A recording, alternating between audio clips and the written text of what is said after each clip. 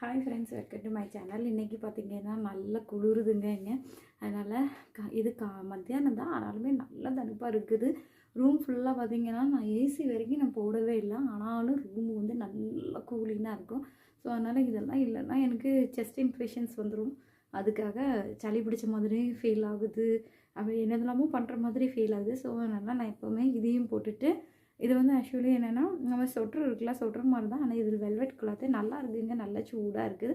So அதையும் போட்டுட்டு தான் டியூட்டிக்கும் போகணும் இன்றைக்கி ஆஃப்டர்நூனு. இன்றைக்கி காலையிலேருந்து பார்த்திங்கன்னா என்னால் எழும்பவே முடியல, சமைக்க வேறு செய்யணும்.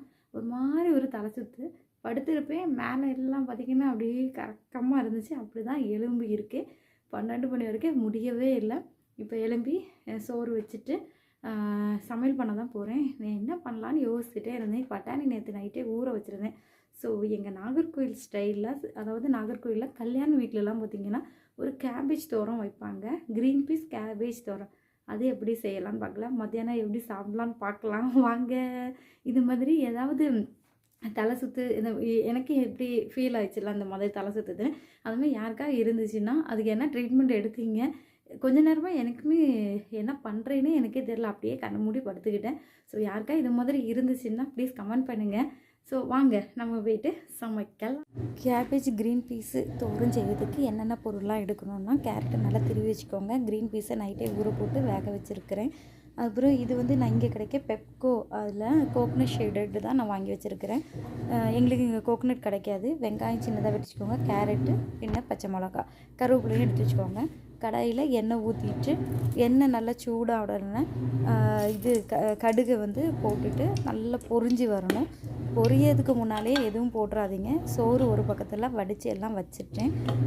கடுகு வந்து நல்லா பொட்டி அப்படி வரும்ல, அந்த டைமில் தான் என்ன பண்ணணும், வெங்காயம், அதுக்கப்புறம் பச்சை மிளகா, கருவேப்பிலை, கேரட்டு சின்ன சின்னதாக வெட்டினா அது கொஞ்சம் திருவாமல் வெட்டி வச்சோம்னா நல்லா கடிக்கிறதுக்கு நல்லாயிருக்கும். அதுக்காக தான். ஸோ அதை நல்லா வேகணும். உப்பு போட்டு நல்லா வதக்கிட்டேன். கேபேஜும் போட்டுட்டேன். நான் கழுவி தான் போட்டிருக்கேன். அதுமாதிரி கழுவி போடுங்க. எவ்வளோ தான் நம்ம சின்ன சின்னதாக வெட்டி வச்சாலும் கழுகி போடணும். தூசியோ மண்ணோ எதாக இருந்தாலும் அது அடியில் போயிடும். சரியா? நல்லா கழுகி கொஞ்சம் தண்ணி தொடிச்சிட்டு இது மாதிரி மூடி போட்டு வேக வைக்க போகிறேன். மூடி விட்டு வேக வச்சுட்டு ஒரு 10 நிமிஷம் கழிச்சிட்டு பார்த்திங்கன்னா நல்லா வெந்துருச்சு. இப்போ பார்த்திங்கன்னா எனக்கு அதில் தண்ணியும் எதுவுமே விடலை, சூப்பராக வெந்திருக்குங்க. நான் இனி க்ரீன் பீஸ் வேக வச்சதோட தண்ணியோடு சேர்த்து கொஞ்சம் தான் தண்ணி, நிறையலாம் இல்லை. அப்போ தான் என்ன பண்ணணும், சாப்பிட்றதுக்கு நல்லாயிருக்கும். ஸோ இந்த தண்ணி வந்து வற்றின உடனே பார்த்திங்கன்னா நல்லா இது இப்படி பண்ணிடுங்க. ஏன்னா நான் வந்து தேங்காவை வந்து என்ன பண்ணுவேன், ஸ்ப்ரெட் பண்ணி போட்டுட்டு, ஏன்னா தேங்காவும் அந்த க்ரீன் பீஸ் இருக்குல்ல, இதெல்லாம் வச்சு சாப்பிடும்போது இது ரொம்ப டேஸ்ட்டாக இருக்கும். இப்போ பார்த்திங்கன்னா சோறு, நேற்று வச்ச சாம்பார், முட்டை வறுத்துருக்கேன், அதுவும் இதையும் வச்சு சாப்பிடும்போது சூப்பர் காம்பினேஷன், அடிபொலிங்க. வீடியோவை யாருக்கெல்லாம் பிடிச்சிருந்தோ அவங்கெல்லாம் ஷேர் பண்ணுங்கள், கமெண்ட்ஸ் பண்ணுங்கள், சப்ஸ்கிரைப் பண்ணுங்கள். தேங்க்யூ ஸோ மச் மக்களே. இதை இன்னும் நிறைய வீடியோஸை நான் போடுறேன். பாய்.